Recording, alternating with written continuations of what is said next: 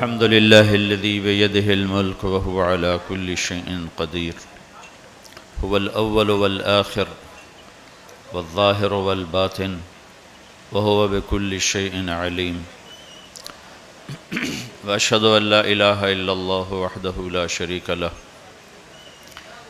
وأشهد أن سيدنا ومولانا محمدا عبده ورسوله أما بعد فأعوذ بالله من الشيطان الرجيم بسم الله الرحمن الرحيم الحج أشهر معلومات فمن فرض فيهن الحج فلا رفث ولا فسوق ولا جدال وما تفعلوا من خير يعلمه الله وتزودوا فإن خير زاد التقوى وقال النبي صلى الله تعالى عليه وسلم الحج المبرور ليس له الجزاء إلا الجنة وقال النبي صلى الله عليه وسلم من حج ولم يرفث ولم يفسق خرج من ذنوبه كيوم ولدته أمه أو كما قال صلی اللہ تعالی علیہ وسلم۔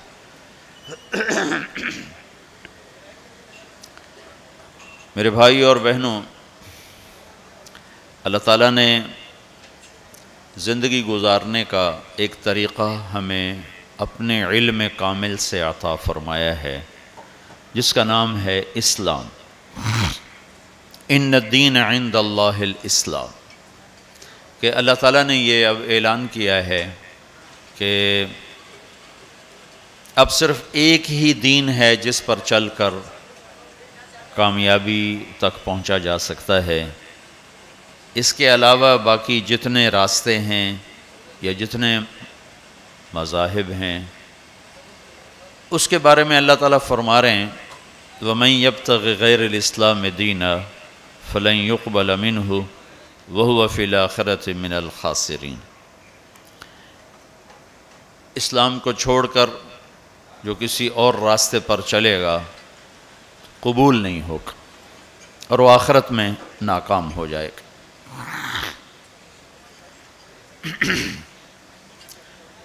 سارا اسلام دو چیزوں کا مجموعہ ہے، ایک عبادات اور ایک اخلاقیات۔ عبادات مجھے میرے اللہ سے جوڑتے ہیں، اخلاقیات مجھے اپنے معاشرے سے جوڑتے ہیں۔ عبادت میں کمی ہوگی تو اللہ سے کٹ جاؤں گا، اخلاق میں کمی ہوگی تو شاید اپنے بیوی بچوں سے ہی کٹ جاؤں۔ تو یہ دونوں لازمی پیپر ہیں۔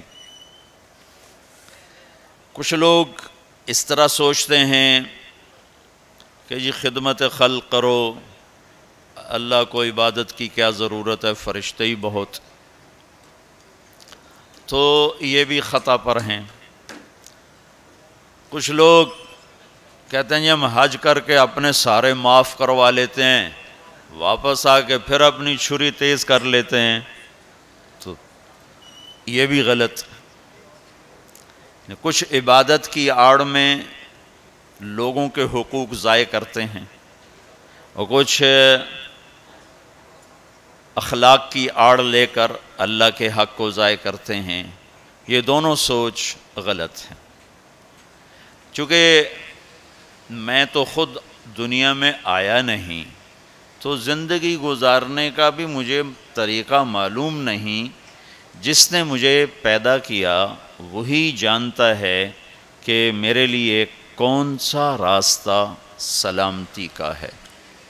ہم گھروں میں روزانہ دیکھتے ہیں، او بھائی چائے دودھ والے، او میاں بھائی یہ آپ بیت تھوڑی دیر بیٹھ جاؤ بھائی، یہ بات ہو لینے دو، بعد میں شروع کرو۔ تمہاری تو کاروباری مجبوری، میری تو کوئی مجبوری نہیں ہے، لہذا میں تو جو بات سنانے آیا ہوں وہ اس میں خلل ہو رہا ہے، وہ آپ سن لیں پھر کھاتے پیتے رہنا۔ تو جب ہم اس دنیا میں اپنے ارادے سے نہیں آئے اور جانے کا ارادہ بھی کسی کا نہیں ہوتا، لیکن جاتے ہی ہیں اس سے کوئی راستہ بھی بچنے کا نظر نہیں آتا۔ صرف ایک ہستی ہیں محمد مصطفیٰ صلی اللہ علیہ وسلم، جن سے اللہ نے پوچھا آپ آنا چاہتے ہیں یا رہنا چاہتے ہیں؟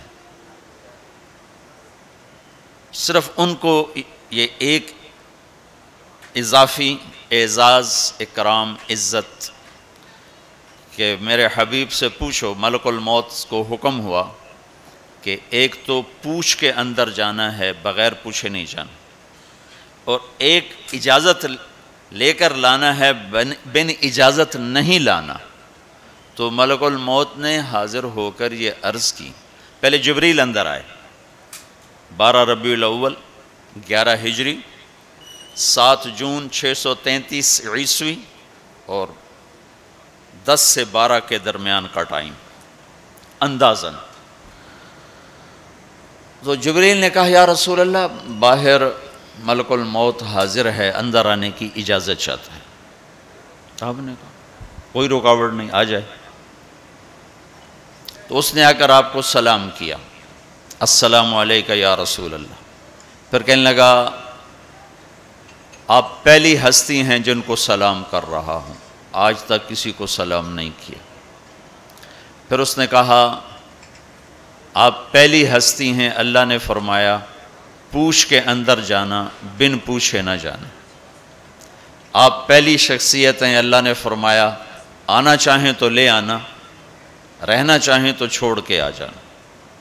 اس لیے اب جو آپ فیصلہ کریں گے میں اسے پورا کروں گا۔ تو آپ نے فرمایا اگر میں کہہ دوں تو میری جان بھی نکالو گے؟ کہاں جی، آپ کی بھی نکالوں۔ تو اس پر آپ نے جبریل کو دیکھا آنکھوں سے ایسے، کیا کروں، جاؤں کہ رہ جاؤں؟ تو اس پر جبریل نے عرض کی یا رسول اللہ، اللہ آپ کی ملاقات کے شوق میں ہے، آگے آپ کی مرضی ہے۔ تو اس پر آپ نے کہا کہ پہلے واپس جا کر اوپر جاؤ، اللہ سے پوچھ کے آؤ، میرے بعد میری امت کے ساتھ کیا کرے گا، میں پھر جواب دوں گا کہ میں جاؤں یا رہوں۔ یہ سوال اگر میرے نبی نہ اٹھاتے تو شاید آج ہم انسانی شکل میں موجود نہ ہوتے، کچھ ایسے ہی باندر بلے ہی پھر رہے ہوتے۔ جو کچھ اس امت نے کر دیا ہے پہلی امتوں سے بہت آگے کا کر دیا ہے، بیچ میں یہ رکاوٹ آ جاتی۔ تو اللہ تعالیٰ کی طرف سے پیغام آیا کہ ہم آپ کی امت کو آپ کے بعد تنہا نہیں چھوڑیں گے۔ تو اس پر آپ نے کہا الآن قرۃ عینی، اب میری آنکھیں ٹھنڈی ہیں، اللہم الرفیق الاعلیٰ، اب مجھے اپنے پاس بلا لے۔ تو یہ تو صرف ایک ہستی تھی، چھوڑا ان کو بھی نہیں،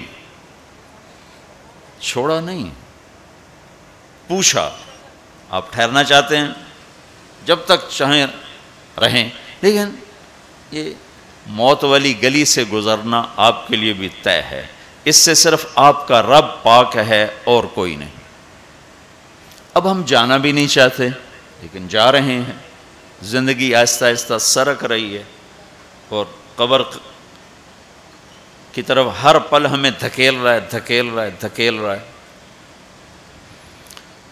تو ہم دو مجبوریوں میں ہیں، آنے کی بھی، جانے کی بھی۔ اس میں اللہ نے ہمیں تھوڑا سا اختیار دیا ہے، وَهَدَيْنَاهُ النَّجْدَيْنِ، دو راستے ہیں، ایک یہ ہے اما شاکرن، اللہ کی مان کے چل، دوسرا ہے اما کفورا، نافرمان بن کے چل۔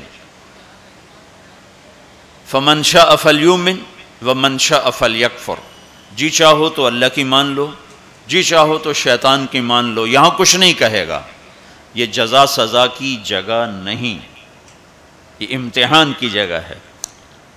لہذا بازار میں جھوٹ بول کے بھی کمائی ہو رہی ہے، سچ بول کے بھی کمائی ہو رہی ہے، ڈاکہ ڈال کے بھی پیسہ بنا رہے ہیں، مزدوری کر کے بھی پیسہ بنا رہے ہیں، نمازیں چھوڑ کے بھی دن گزر رہا ہے، نمازیں پڑھ کے بھی دن گزر رہا ہے، سود کھا کے بھی دن گزر رہا ہے، اور چٹنی روٹی کھا کے بھی دن گزر رہا ہے۔ یہاں کچھ نہیں، یہ تو اللہ خالی دیکھ رہا ہے۔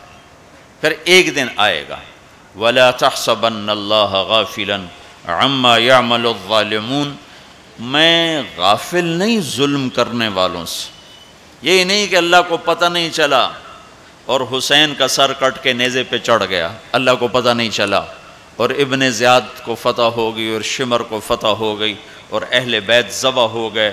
اللہ تعالیٰ کسی اور کانفرنس میں مصروف تھے تو وہ پیچھے یہ قصہ ہو گیا۔ ایسا نہیں، وَلَا تَحْسَبَنَّ اللَّهَ غَافِلًا عَمَّا يَعْمَلُ الظَّالِمُونَ، اپنے رب کو غافل نہ سمجھو، انما یؤخرہم لیوم تشخص فیہ الابصار، جس دن آنکھیں پھٹ جائیں گی وہ دن تیرے رب نے فیصلے کا رکھا ہوا ہے اور اس نے آنا ہے، اسے کوئی روک نہیں سکتا۔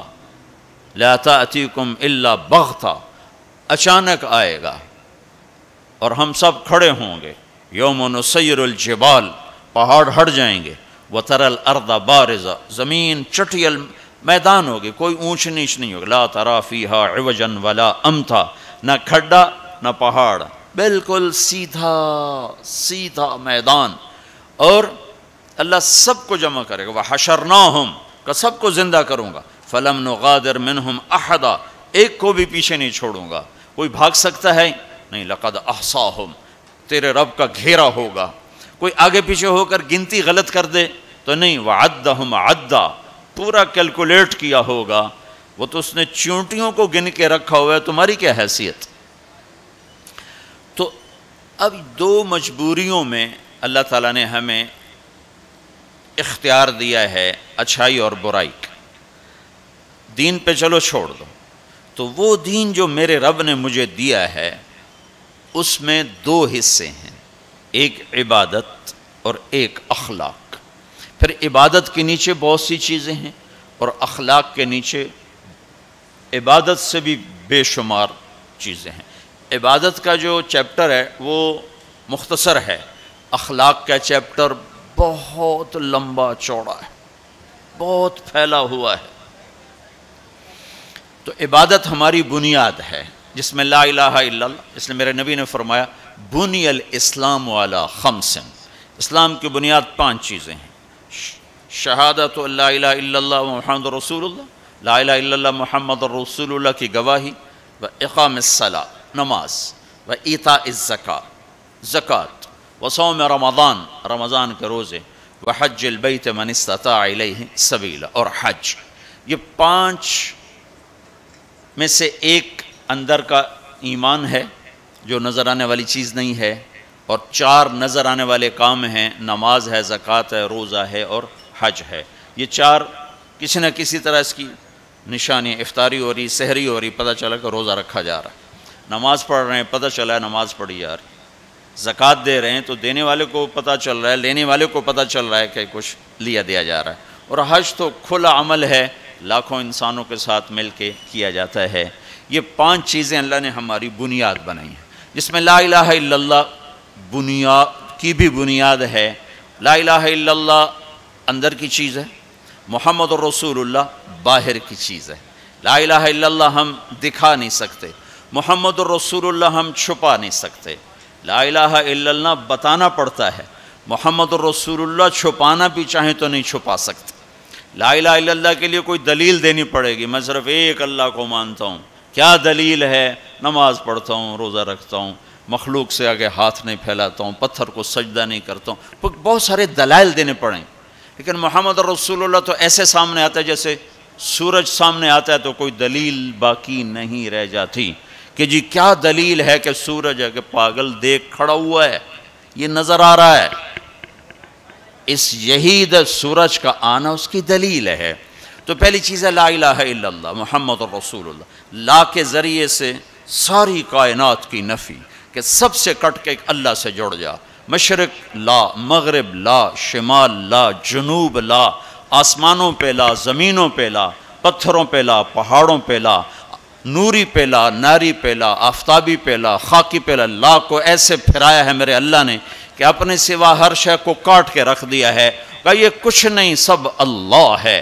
0 0 0 لکھتے جاؤ، ساری کاپی بھر دو تو آپ نے کچھ بھی نہیں لکھا، اور 1 لگا دو پہلے 0 کے ساتھ تو ہر 0 دوسرے سے طاقتور بنتا جا رہا ہے، بنتا جا رہا ہے، بنتا جا رہا ہے، بنتا جا رہا ہے۔ پیچھے الف کا کمال ہے، پیچھے 1 کا کمال ہے، 1 کو ہٹاؤ تو سب 0 ہے۔ اللہ اب ایک ہستی ہے تو جبریل طاقت ہے، صفر نہیں ہے. اللہ ہٹ جائے تو جبریل صفر ہے. میکائیل، اسرائیل، اسرافیل طاقت ہیں. اگر اللہ ہے، اللہ پیچھے ہٹ جائے تو یہ تینوں زیرو ہیں. جنت خوبصورت نعمتوں کا ٹھکانہ ہے، اس کے پیچھے ایک ہے. اللہ پیچھے ہٹ جائے تو جنت بھی زیرو ہے، اللہ پیچھے ہٹ جائے تو جہنم بھی زیرو ہے، اللہ پیچھے ہٹ جائے تو زمین آسمان کچھ نہیں ہے. لا کے ذریعے سے ہر چیز کو توڑ کر دل کا قبلہ اللہ بنا اور چہرے کا قبلہ بیت اللہ بنا، تو تب تیری نماز مکمل ہوگی، تب تیرا ایمان مکمل ہوگا. اس وقت دل کا قبلہ اللہ نہیں ہے، وہ پیسہ ہے. پیسہ ہے. دل کا قبلہ اللہ نہیں ہے، صرف کمائی ہے، صرف پیسہ ہے. تو اللہ تعالیٰ لا کے ذریعے سے کہتا ہے مجھے قبلہ بنا، دل مجھے دے. ابن آدم، اے آدم کی اولاد، انی لک محب فبحقی علیک کلی محبہ، میرے بندے میں تم سے پیار کرتا ہوں، تجھے میرے حق کی قسم تو بھی مجھ سے پیار کرنا سیکھ. اس دل کو اللہ کے لیے خالص کر، سب سے کٹ کر. اس لیے لا الہ لا الہ لا الہ تلوار چلتی ہے، لا الہ لا الہ لا الہ، پھر اللہ کے ساتھ تمام ہوتا ہے الا اللہ الا اللہ الا اللہ، صرف اللہ، نیچے بھی اللہ اوپر بھی اللہ. وَهُوَ الَّذِي فِي السَّمَاءِ إِلَٰهٌ وَفِي الْأَرْضِ إِلَٰهٌ، ادھر دیکھو تو اللہ اور اوپر دیکھو تو اللہ. رب المشرق والمغرب لا الہ الا هو فاتخذہ وکیلا، مشرق میں دیکھو تو اللہ اور مغرب میں دیکھو تو اللہ. للہ المشرق والمغرب فأینما تولوا فثم وجہ اللہ، جدھر منہ پھیرو گے سامنے اللہ کے جلوے ہیں، جدھر منہ پھیرو گے سامنے اللہ کی قدرت ہے، جدھر دیکھو گے اللہ کے نظام اور شاہکار ہیں. جو لا کہا وہ لا ہوا، وہ لا بھی اس میں لا ہوا، جز لا ہوا کل لا ہوا، پھر کیا ہوا؟ اللہ ہوا. یہ حج سے پہلے سیکھنے کی چیز ہے. حج کر کے زندگی کیوں نہیں بدل رہی؟ وہ بغیر سیکھے جا کے بیٹھ جاتے. پہلی جماعت کے بچے کو ایم اے کا پرچہ پکڑا دو، لو جی حل کرو.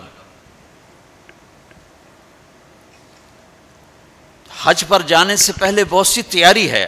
جیسے اب یہ آپ کو ظاہری تیاری کے لیے جمع کر رہے ہیں، یہ لے جانا ہے، وہ لے جانا ہے، یہ لے جانا ہے، وہ لے جانا ہے، یہ نہیں لے جانا، وہ نہیں لے جانا. اسی طرح اللہ کے دربار میں جانے کے کچھ اور آداب ہیں. دربار شاہی میں جانا ہو تو اس کے آداب ہیں. وہ لا الہ الا اللہ سے شروع ہو رہے ہیں. لا الہ الا اللہ یہ اللہ کو دل میں اتارنے والا، محمد الرسول اللہ یہ اس وجود میں ڈھلنے کی محنت. میں کہا کرتا ہوں لا الہ الا اللہ پاسپورٹ ہے اور محمد الرسول اللہ ویزا ہے. لا الہ الا اللہ کے بغیر سفر نہیں ہو سکتا، محمد الرسول اللہ کے بغیر انٹری نہیں ہو سکتا. ابھی میں 10-12 ملکوں کا سفر کر کے آ رہا ہوں. ہر جگہ پاسپورٹ یہ جی، ویزا یہ جی، جاؤ جی، پاسپورٹ دکھاؤ حاضر، ویزا بھی دکھاؤ یہ جی، اچھا جی جاؤ جی. تو لا الہ الا اللہ، اللہ نے آپ کو پاسپورٹ بنانے کی تکلیف نہیں دی، بنا کے دے دیا. ان سے پوچھو جو نئے مسلمان ہوتے ہیں. ایک دفعہ ہماری جماعت سوات میں تھی تو ایک نوجوان اسٹریٹ لائٹ کے نیچے پڑ رہا تھا. تو ہمارے ایک ساتھی نے، پتہ تو لگتا نہیں شیو کیا ہوا ہے، مسلمان ہے، ہندو ہے، کون ہے، کیا پتہ چلتا. تو اس نے اس کو دعوت دینی شروع کر دی. وہ سنتا رہا، پھر کہنے لگا، وہ ذرا ادھیڑ عمر تھے، کہا بابا جی آپ خوش قسمت ہیں، آپ مسلمان ہیں. مجھے پتہ ہے ہندو مذہب کوئی مذہب نہیں، پتھر کی پوجا ہے، لیکن اگر میں کلمہ پڑھتا ہوں تو مجھے 70 رشتے توڑنے پڑتے ہیں، اور آگے کوئی ایک مسلمان نہیں جو مجھے قبول کرے.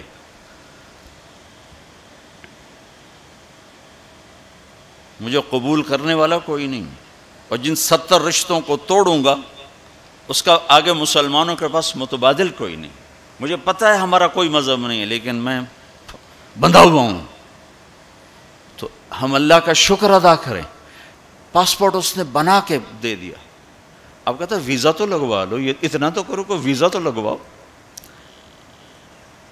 کم از کم میرے نبی کے سانچے میں تو ڈھل کے آؤ. اشبہت اعدائی فصرت احبہم اذ کان حبی منک حبی منہم۔ ابو نواس ایک شاعر ہے، وہ اپنے محبوب سے کہہ رہا ہے کہ تو دشمن کے روپ میں آئی تو مجھے دشمنوں سے بھی پیار ہو گیا، تو نے میرے دشمن کا روپ دھارا تو مجھے دشمنوں سے بھی عشق ہو گیا کہ تیری جھلک جہاں بھی ہوگی مجھے وہ پیاری لگے گی۔ تو یہ پہلا سبق ہے لا الہ الا اللہ محمد رسول اللہ۔ لا الہ الا اللہ اتنا اندر میں اترے کہ وہ بیج کی طرح اور گٹھلی کی طرح اپنی کومپل کو باہر نکالے، پھر وہ محمد رسول اللہ درخت بن کر پورے وجود پر چھائے اور پوری زندگی پر چھائے۔ تو یہ پہلی محنت۔ پھر اس کے بعد نماز ہے جو 5 وقت اللہ تعالیٰ نے فرض فرمائی، 50 دینی 5 تھیں، شروع 50 سے کیا۔ جب 5 ہی دینی ہے تو 5 سے ہی شروع فرماتے۔ میرے حبیب 5 نمازیں 50 پتہ ہے نہ پڑھی جا سکتی ہیں نہ دینی ہیں، صرف اس کی عظمت اور اہمیت بٹھانے کے لیے کہ وما خلقت الجن والانس الا لیعبدون، اس آیت کو ذہن میں بٹھانے کے لیے کہ نماز تو دوں گا 5 لیکن مطالبہ ہوگا 24 گھنٹے میں وہ زندگی گزارو جو نماز والی ہے۔ جیسے نماز میں تم ادھر ادھر نہیں دیکھتے ہو، تو تم جب باہر جاؤ تو تمہاری آنکھ حرام نہ دیکھے، اور نماز میں تم ہاتھ ایسے باندھ کے کھڑے ہو تو نماز کے باہر تمہارے ہاتھ ظلم کے فیصلے نہ لکھیں، ظلم کے فیصلے نہ لکھیں۔ جب ترازو غلط چلتا ہے تو یہ ظلم کا ہاتھ استعمال ہوا ہے۔ جب تمہاری زبان صرف چند مخصوص بول سکتی ہے، ادھر ادھر کا بولے گی تو نماز ٹوٹ جائے گی۔ ایسے جب تو نماز کے باہر ہو تو ایسا بول نہ بولو جس سے لوگوں کے دل ٹوٹ جائیں، ایسا بول جس سے نماز ٹوٹے۔ اس سے آدمی بڑی احتیاط کرتا ہے، لیکن ایسا بول جس سے اگلوں کے دل ٹوٹتے نہیں، جل کے راکھ ہو جاتے ہیں۔ وہ صبح سے شام تک زبان زبان زبان نماز، اور نماز اللہ نے 5 وقت مانگی۔ پھر اپنے حبیب پر تہجد فرض کی، قم اللیل الا قلیلا، میرا نبی باقیوں کے لیے نفل، آپ کے لیے فرض۔ رات کو میری آپ کی بات ہونی چاہیے، کیوں کہ ان لک فی النہار سبحا طویلا، آپ دن میں بہت مصروف رہتے ہیں دعوت تبلیغ کے کام میں، لہذا رات کا کچھ حصہ مجھے دیں جس میں میری اور آپ کی بات ہو۔ جس نے بھی اللہ کو پایا ہے رات کے آنسوؤں سے ہی پایا ہے، جس نے بھی اللہ کو ڈھونڈا ہے رات کے اندھیروں میں ڈھونڈا۔ عجب بات ہے، دنیا ڈھونڈنی ہو تو روشنی چاہیے، اللہ کو ڈھونڈنا ہو تو رات کا اندھیرا چاہیے۔ لیکن اب 10% لوگ نماز پڑھتے ہیں، 90% نہیں پڑھتے۔ حج پہ جا کے بھی نہیں پڑھتے، عادت ہی نہیں پڑھی ہوئی تو حج کے جا پہ بھی نہیں پڑھتے۔ نماز۔ تیسری چیز ہے زکوٰۃ، جو اللہ نے مالدار پر فرض کی ہے۔ اچھا ایک بیچ میں بات، جب ہمارے نبی 50 نمازیں لے کر واپس چل پڑے، کوئی بات ہی نہیں کی، اچھا یا اللہ ٹھیک، تو میں نے پڑھا تو کہیں نہیں، لیکن مجھے لگتا ہے کہ اللہ تعالیٰ نے موسیٰ علیہ السلام کو آگے کھڑا کیا ہوگا کہ میرا نبی تو 50 لے کے چل پڑا، اسے واپس بھیجو، اس کی امت نے تب 5 کو نہیں پڑھنی ہے، 50 کے تو پڑھن، اس کو میرے پاس واپس بھیجو۔ تو آگے موسیٰ علیہ السلام کھڑے ہوئے چھٹے آسمان پر، یا رسول اللہ سے ملاقات کیسی رہی؟ کہ بہت اچھی رہی۔ کیا ہوا؟ کہ 50 نمازیں ملیں۔ کہ یا رسول اللہ میں آپ کی محنت کرتا ہوں، یہ کوئی نہیں پڑھیں گے، واپس جا کر تھوڑی کروائیں۔ پھر آپ واپس گئے سدرۃ المنتہا، تو اللہ نے کتنی کام کی؟ 5۔ چلو اللہ تعالیٰ 45 کٹھی اڑا دیتا، اچھا میرے حبیب 5، پھر واپس۔ پھر ہمارے نبی نے نہیں کہا یا اللہ بہت زیادہ ہیں، تسلیم و رضا، تسلیم و رضا۔ اللہم انی اسألک الرضا بعد القضاء، یہ دعا روز میرے نبی صبح و شام مانگتے تھے، اے اللہ مجھے اپنی تقدیر پہ راضی رہنے کی توفیق عطا فرما۔ پھر موسیٰ علیہ السلام کتنی؟ 45، واپس، پھر 5، پھر 5، پھر 5، اڑتے گئے 5 رہ گئے۔ پھر آگے موسیٰ علیہ السلام کھڑے ہوئے، یا رسول اللہ کتنی؟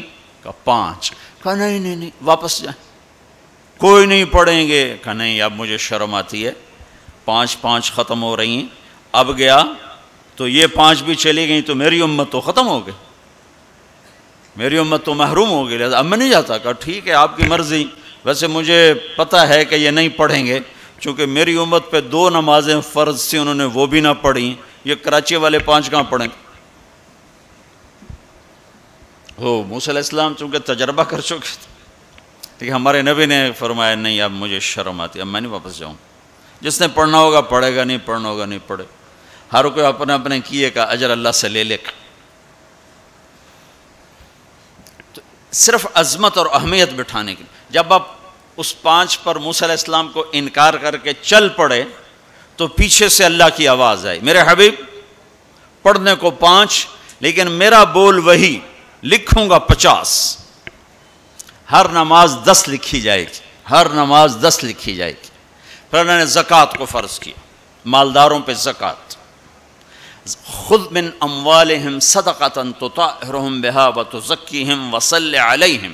زکوٰۃ اتنا بڑا عمل ہے کہ اللہ تعالیٰ ہمیں کہتا ہے کہ میرے نبی پہ درود پڑھو, فرشتوں سے کہتا ہے میرے نبی پہ درود پڑھو, اور خود بھی کہتا ہے کہ میں اپنے نبی پر درود بھیجتا ہوں.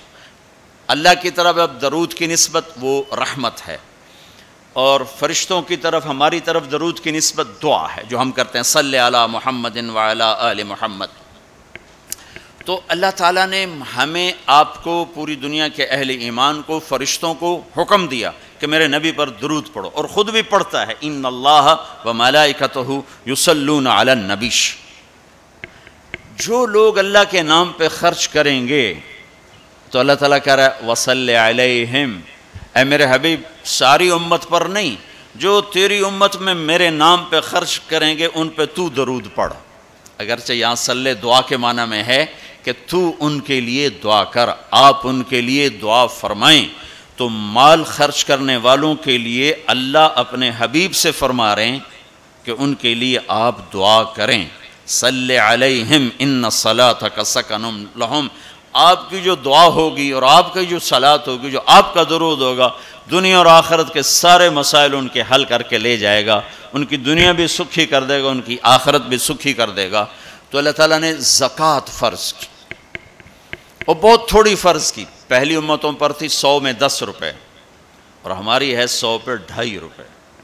اور اتنا فضل فرمایا کہ پورا سال پیسہ پڑا رہے, پھر کہا اس میں سے 2.5 روپے دے دو, 2,500 دے دو, اگر استعمال ہو جائے تو کوئی سال سے 1 دن پہلے اگر وہ مال خرچ ہو گیا ہے تو زکوٰۃ ختم ہو گئی. اور 82 دفعہ قرآن میں مال خرچ کرنے کا حکم آیا, 82 دفعہ. اور اللہ تعالیٰ نے ترغیب دی ہے کہ مالدار فقیروں پہ خرچ کریں. پھر اللہ تعالیٰ نے فقیروں کو ترغیب دیا کہ تم بھی جتنی وسعت ہو خرچ کیا کرو. میرے نبی نے ترغیب دی, سبق درہم 100,000 درہم, 1 روپیہ اللہ کے نام پہ خرچ کرنا 1,00,000 روپیہ خرچ کرنے سے بڑھ گیا. تو صحابہ نے عرض کی وہ کیسے بڑھ گیا؟ تو آپ نے کہا ایک آدمی کے پاس 2 روپے, ایک آدمی کے پاس کروڑوں روپے. جس کے پاس 2 روپے تھے اس نے 1 روپیہ اللہ کے نام پہ دے دیا, اور جس کے پاس کروڑوں تھے اس نے 1,00,000 دیا. جس نے 2 میں سے 1 دیا اس نے اپنے مال کا آدھا حصہ دیا. جس نے 1,00,000 دیا اس نے اپنے مال کا کوئی 1000واں حصہ دیا. جب تولا جائے گا تو 1 روپے کا وزن 1,00,000 سے بڑھ جائے گا. اور اس کا ایک واقعہ بھی, حضرت عمر ہمیشہ حضرت ابو بکر سے نہ کوشش کرتے تھے آگے نکل جاؤں, آگے نکل جاؤں, آگے نکل جاؤں. ساری زندگی موقع نہ بن سکا. تبوک کا موقع آیا تو اللہ کے نبی نے کہا مال خرچ کرو. عثمان رضی اللہ تعالیٰ نے 10,000 لشکر کا سارا سامان تیار کیا. ان کی سواریاں, ان کا راشن کے لیے تھیلوں کو بند کرنے کے لیے دھاگے تک اپنے گھر سے دیے, اور 300 دینار اوپر دیے. تو اللہ کے نبی کی جھولی میں وہ 300 دینار پڑے تھے یوں, اور آپ ان دیناروں کو اٹھا کے یوں فرما رہے تھے ما علی عثمان اللہ یعمل بعدا, عثمان آج کے بعد کچھ بھی نہ کرے تو جنت واجب ہوگی. تو عمر کہنے لگے آج میں ابو بکر کو کاٹ سکتا ہوں, آج میں اس سے آگے نکل سکتا ہوں کہ وہ آج کل غریب ہے, میں مالدار ہوں. تو وہ تھوڑا لائے گا، میں زیادہ لاؤں گا تو میں بڑھ جاؤں گا. لہٰذا انہوں نے اپنے مال کا آدھا حصہ، آدھا گھر میں رکھا اور آدھا لے کر آئے. ابوبکر نے جھاڑو پھیر دیا، جو کچھ تھا وہ سارا سمیٹ کے لے آئے. جب دونوں پراپرٹی سامنے رکھی گئیں تو حضرت عمر کی بہت زیادہ نظر آ رہی، ابوبکر کی بہت تھوڑی نظر آ رہی. لہٰذا حضرت عمر بڑے اطمینان میں کھڑے کہ آج جیت خطاب کے بیٹے کی ہے. میں قربان جاؤں، اللہ رسول تو جانتے ہیں کہ کون کیا کر کے آیا ہے، تو میرے نبی نے سوال ہی بدل دیا جو اس موقع کا سوال ہی نہیں. کوئی آدمی مسجد میں چندہ دینے جائے، مدرسے میں چندہ دینے جائے، کہا جی مول صاحب یہ 1 لاکھ روپیہ ہے مدرسے کے لیے، مسجد کے لیے. آگے مولوی صاحب کہیں پیچھے کتنے پڑے ہوئے ہیں، تو کہے گا اے بھی واپس کرو، میں تو تھوڑی نیت ہے جو کوئی چکر لگتا ہے کہ تسی ٹھیکیدار ہو، مگر علی شاید بھی پیچھے کتنے پین. یہ موقع کا سوال ہے ہی نہیں. مولوی صاحب کو چاہیے جی جزاک اللہ، یہ لیجئے رسید، بسم اللہ، پھر بھی موقع آئے تو دیتے رہیں. تو میرے نبی نے پوچھنا یہ تھا ابوبکر کتنا لائے ہو، عمر کتنا لائے ہو، اور یہی اس موقع کا سوال ہے. لیکن اللہ رسول جانتے ہیں کہ کس کے مال میں وزن زیادہ ہے، تو میرے نبی نے سوال بدل دیا، فرمایا عمر ما خلفت. واہ واہ، عمر پیچھے کیا چھوڑ کے آئے ہو. تو حضرت عمر تو وہیں دھڑم ہو گئے گا، میں گیا. سوال سے ہی وہ پتہ چلے گا، میری کلی اڑ گئی وکٹ. عمر ما خلفت یا ما ترکت لأہلک، یہ دونوں الفاظ ہیں. پیچھے گھر والوں کے لیے کیا چھوڑا. تو پہلے حضرت عمر بڑے جوش میں کھڑے تھے، پھر ایک دم ڈھیلے ہو گئے، کہنے باجی آدھا چھوڑا ہے آدھا لایا ہوں. پھر آپ نے کہا ابا بکر ما خلفت یا ما ترکت لأہلک، ابوبکر تو پیچھے چھوڑ کے کیا آیا، بچوں کے لیے کیا چھوڑ کے آیا. تو انہوں نے کہا ترکت اللہ ورسول، میں تو اللہ اس کے رسول کو چھوڑ کے آیا ہوں، باقی سب کچھ لے آیا. تو اس پر عمر کہنے لگے ابو بکر میں نہیں تجھ سے آگے بڑھ سکتا، کوئی بھی تجھ سے آگے نہیں بڑھ سکتا. اور اگلی سنو،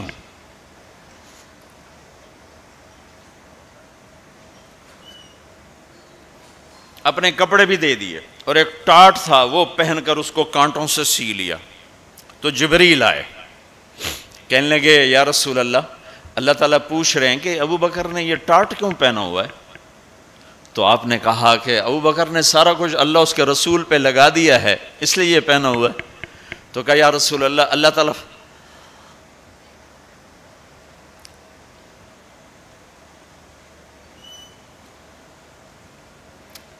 تعالیٰ فرما رہے ہیں ابو بکر سے پوچھو مجھ سے راضی تو ہے، مجھ سے راضی تو ہے، اس فقر میں مجھ سے راضی ہے. میں تو اتنا سفر کر کے آیا ہوں، حالانکہ ابھی 4 دن پہلے میں 12 ملکوں کا 10 ملکوں کا سفر کر کے آؤں، ساری ہڈیوں میں درد ہے. میں اس لیے آیا ہوں کہ چلو کوئی بخشش کا بہانہ مل جائے، کوئی بخشش کا بہانہ مل جائے، اللہ راضی ہو جائے. آپ سارے اس لیے حج پہ جا رہے ہو کہ اللہ راضی ہو جائے. جو سارے جہان سے کہتا ہے مجھے راضی کر، وہ کہہ رہا ہے ابو بکر سے پوچھو مجھ سے راضی تو ہے. تو آپ نے کہا ابو بکر تیرا رب تجھے سلام بھی کہہ رہا ہے اور پوچھ رہا ہے کہ راضی ہو. تو ابو بکر کی چیخیں نکلی، میں اپنے رب سے راضی، میں اپنے رب سے راضی ہوں، میں اپنے رب سے راضی. میرے بھائیو بہنوں، زندگی ایسے گزار کے مرو کہ اللہ کو ملو تو اللہ خوش ہو کے مل رہا. ایسے نہ مرو کہ اللہ کی بارگاہ میں پیش کیے جا رہے ہوں مجرم بن کر، قیدی بن کر. تو اللہ اس کے رسول نے مال لگانے پر زور دیا. اللہ چاہتا تو سب کو مال دے دیتا، کسی کو فقیر کسی کو مالدار. مالدار کا شکر کا امتحان لیا، فقیر کے صبر کا امتحان لیا. کہ اللہ فقیر کا صبر دیکھے گا، مالدار کا شکر دیکھے گا. اور جب مالدار لوگ زکوٰۃ نہیں دیتے تو پھر عزتیں نیلام ہوتی ہیں. جب سب کچھ اپنے اوپر لگانے کا ذوق بن جاتا ہے. اور اپنے ہی بڑے بڑے زیور، کپڑے، گھر، گاڑیاں. یہ بھی لاہور کا واقعہ ہے. بیگم صاحب ڈرائیور کے ساتھ گئی ہیں اور واپسی پہ کہہ رہی ہیں اسلم ڈرائیور آج میری بڑی اچھی قسمت، وہ ساڑی میں نے لی تو میں سمجھ رہی تھی 1 لاکھ کی ہے، وہ تو مجھے 75,000 میں مل گئی، بڑی سستی مل گئی. خوش ہو کے ڈرائیور کو بتا رہی. تیسرے دن ڈرائیور کے بیٹے کا بازو ٹوٹ گیا. وہ آ کر کہتا ہے صاحب جی میری تنخواہ میں تو اس کا علاج ہو نہیں سکتا، تو مہربانی کر کے کچھ میری مدد کر دیں، اس کا علاج ہو جائے.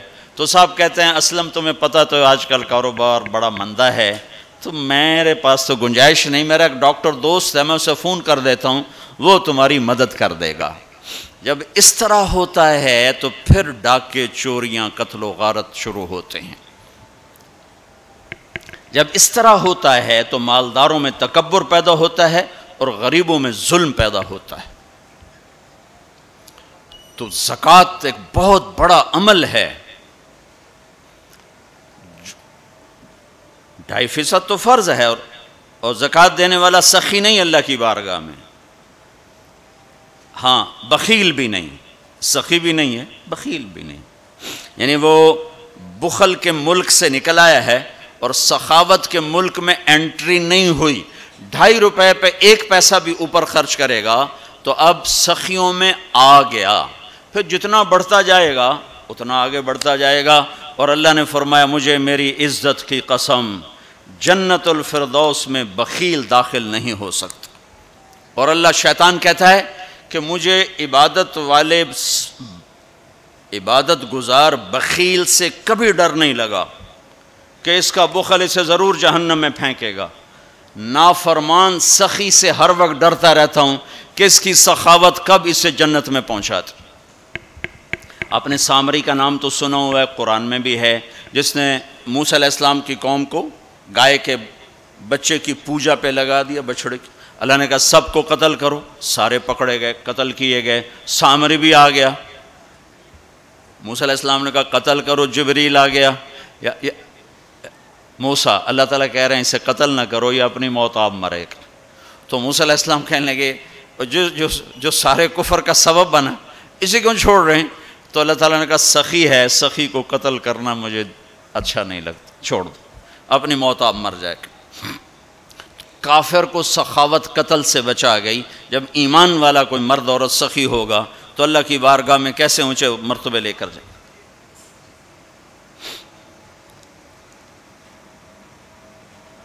تو اپنے اوپر خرچ کرو وسعت کے مطابق. اللہ نے روکا نہیں ہے، منع نہیں کیا ہے، لیکن غریب کو بھی یاد کرو. زکوٰۃ کو فرض قرار دیا اور آپ نے فرمایا جس نے مزدور سے کام لیا اور اس کو مزدوری نہ دی، یہ تمہارے کراچی میں ہر وقت ہو رہا ہے، ہر جگہ ہو رہا ہے. جتنا بڑا کوئی طاقتور ہے اتنا وہ اپنے نوکروں پر ظالم بھی ہے، جابر بھی ہے، اور ان کے حقوق بھی مارتا ہے، چونکہ فریاد ہی نہیں کر سکتا. میرا پنجاب کا زمیندارہ ماحول سارا ایسا ہی. تو آپ نے فرمایا جس نے مزدور سے کام لیا اور اسے موقع پہ تنخواہ نہ دی اور اس کے پیسے مار لیے تو اس مزدور کا قیامت کے دن میں وکیل بنوں گا، میں اس کا کیس لڑوں گا. اور جس کا کیس میرے نبی نے لے لیا پھر اگلا کوئی بچ کے جا سکتا ہے کہیں؟ مزدور کا پسینہ خشک ہونے سے پہلے اس کے ہاتھ میں پیسے پکڑا دو.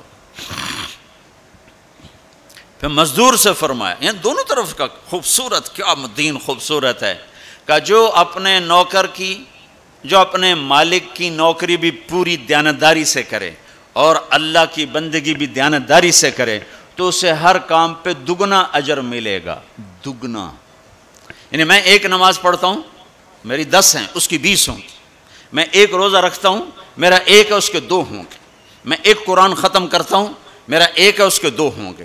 کہ ایک طرف اپنے مالک کے ساتھ دیانتداری سے نوکری کر رہا ہے اور ایک طرف اپنے اللہ کے ساتھ دیانتداری سے بندگی کر رہا ہے، دگنا اجر ہو جائے گا. تو مال خرچ کرنا یہ تیسری بنیاد. چوتھی بنیاد ہے روزہ. لا الہ الا اللہ یہ کلمہ تعارف ہے، کلمہ معرفت ہے۔ نماز اس تعارف کو محبت میں بدلنے کا ذریعہ ہے۔ زکوٰۃ، لا الہ الا اللہ، یہ تعارف ہے۔ نماز یہ تعلق پیدا کرتی ہے، زکوٰۃ یہ محبت پیدا کرتی ہے، اور روزہ یہ عشق پیدا کرتا ہے۔ یہ یوں ترتیب چل رہی ہے ایسے۔ ایک دم حج پہ ہم چڑھ جاتے ہیں نا، یہ پچھلی سیڑھیاں طے نہیں کرتے، جیسے جاتے ہیں ویسے ہی واپس آ جاتے ہیں۔ تو لا الہ الا اللہ محمد رسول اللہ یہ تعارف کا کلمہ ہے، تعارف ہو رہا ہے، پہچان ہو رہی۔ جیسے میرا باپ کا ایک تعارف ہو رہا ہے، چہروں سے ہم پہچان رہے ہیں ایک دوسرے کو، کسی کو ہم نام سے پہچانیں گے، پھر ملتے رہیں گے تو تعلق بن جائے گا، ایک دوسرے پر خرچ کریں گے تو وہ محبت بن جائے گی۔ تو لا الہ الا اللہ محمد رسول اللہ یہ کلمہ معرفت ہے، پہچان۔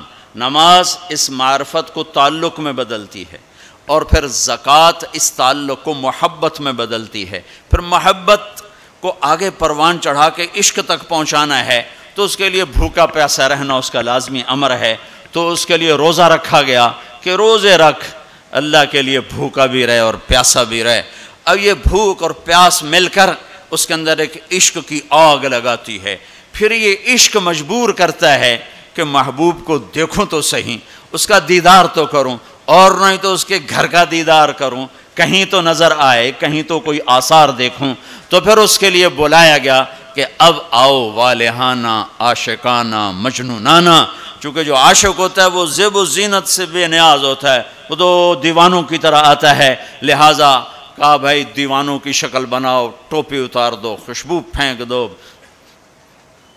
کنگھی پھینک دو، کفن پہن لو، جوتا بھی ایسا ہو کہ صرف تمہیں گرمی سے بچائے،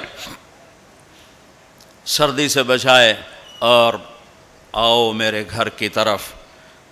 کراچی میں کہا تضرعا و خفیہ، مجھے یاد کرنا تو آہستہ آہستہ، شور نہ مچایا کرو۔ اور جب بیت اللہ میں بلایا تو کہا عجب ثج، شور مچاتے ہوئے آؤ، کہ دیوانے شور مچاتے ہوئے پہچانے جاتے کہ دیوانہ ہے، بڑا سنجیدہ ہوتا، بڑا عقل مند ہے، کہ نہیں وہاں عاشق بن کے جانا ہے۔ عاشق ہوں میں عشق کماں میں، یہ میری زبان کی شاعری ہے، تمہیں مزہ آئے نہ آئے مجھے مزہ لینے دو۔ عاشق ہوں میں عشق کماں میں، دل رکھیں وانگ پہاڑاں ہو، سہ سہ بدیاں ہزار علامیں، کر جانے باغ بہاراں ہو، منصور جے چک سولی دیتے، جڑے واقف کل اسراراں ہو، سجدیں سر چائیں نباہو، توڑے کافر کہن ہزاراں ہو، عاشق سوئی حقیقی جیڑا قتل معشوق دے مننے، سر نو جوڑے تے مکھ نہ موڑے، ہمیں 100 تلواراں کھنے، سچا عشق حسین علی دباہو، سر دتے تے روز نہ بھنے۔ یہ حج ہے، یہ حج ہے۔ ابا الحب ان یخفا وقد کم کتمتہ فاصبح عندی قد اناخ وطنبا۔ یہ ایک لڑکی بیت اللہ کا طواف کر رہی تھی اور یہ شعر پڑھ رہی تھی، اذا شد شوقی ہام قلبی بذکرہ ان رمت قربا من حبیبی تقربا۔ اور جنید بغدادی طواف کر رہے اور ان کے کانوں میں شعر پڑے، اور شعروں کا ظاہر بڑا عجب ہے کہ میں نے تو محبت کو بہت جھٹکے دیے، بہت اپنے آپ کو بچایا، پر عشق نے میرے دل میں ڈیرے ڈال دیے اور خیمے گاڑ دیے، تنابیں کس دیں، مجھے کہیں کا نہ چھوڑا، مجھے کسی کا نہ چھوڑا، میں ایک ہی کی ہو کے رہ گئی۔ جب اس کا خیال آتا ہے تو میں پاگل ہو جاتی ہوں، جب وہ نظر آتا ہے تو میں ہوش میں آتی ہوں۔ تو وہ جنید بغدادی کہنے لگے وہ لڑکی بیت اللہ میں کیا کہہ رہی؟ تو اس نے دیکھا اور ہنس پڑی، لولا التقى لم احجر عن طیب الوطن۔ کیا سمجھے ہو؟ میری بات کو غلط سمجھے ہو، مجھے میرے رب کا عشق رات کے اندھیرے میں یہاں لایا، میں کسی اور کی بات نہیں کر رہی۔ پھر کہنے لگی تم کس کا طواف کر رہے ہو؟ تو جنید کہنے لگے بیت اللہ کا۔ تو وہ زور سے ہنس پڑی اور یوں آسمان کو دیکھا، کہنے لگی واہ میرے رب، تیرے بھی کیسے دیوانے بندے ہیں جو تجھے چھوڑ کے پتھروں کا طواف کرتے ہیں، جو تجھے چھوڑ کے پتھروں کا طواف کرتے ہیں۔ جنید فرماتے میں تو بے ہوش ہو کے گر گیا، جب ہوش آیا تو وہ بچی جا چکی تھی۔ تو لا الہ الا اللہ محمد رسول اللہ پہ محنت تعارف، نماز پہ محنت تعلق، مال کا خرچ کرنا محبت، روزے رکھنا عشق، اور حج پھر وصال ہے، ملاپ ہے، ملاقات ہے۔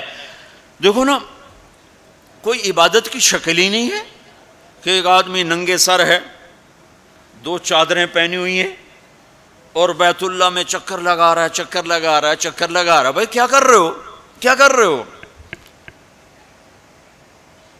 کہ اچھے کوٹھے تے چڑھ دیکھا، ابھا دیکھا لمحہ دیکھا، ڈٹھی دل کو دیواں ٹیکاں، سجن مل سم کے مر پوساں۔ یہ طواف ہے کہ میں تو کبھی دائیں دیکھتی ہوں، کبھی بائیں دیکھتی ہوں، کبھی آگے کبھی پیچھے، کہیں میرا محبوب نظر آئے، نہ نظر آئے تو میں مر جاؤں گی، جان کی بازی ہار بیٹھوں گی۔ میں محبوب کی تلاش تیرے کوچے اس بہانے، مجھے دن سے رات کرنا، کبھی اس سے بات کرنا، کبھی اس سے بات کرنا۔ حج عشق ہے، وہ ہمیں حاصل نہیں ہوتا ہے، لہذا تھوڑی سی تکلیف آتی۔ عثمان جی پیسے اتنے لائے نہیں تحقیق کیتا جے ساڑھے نہ، کیونکہ وہ تو کھانے پینے کا پروگرام ہے، کھابا پروگرام ہے، کیا بوفے مجھے یاد نہیں آ رہا تھا، بوفے ٹھنڈا ملا ہے، اس کے تو تصور میں ہی نہیں ہے کہ میں کسے ڈھونڈنے آیا ہوں۔ ایسا تو نہیں حسین بچوں سمیت نیزوں پہ چڑھ گئے تھے، ایک بول کے ساری نسل بچا سکتے۔ کون سی نسل؟ اہل البیت۔ کون سی نسل؟ آل الرسول۔ کون سی نسل؟ کائنات کی پاکیزہ ترین نسل۔ ایک بول پہ وہ اپنی بچا سکتے، اور جنت کا بھی کوئی نقصان نہ تھا۔ کہا نہیں، اللہ پہ سودا نہیں ہو سکتا، کاٹ دو۔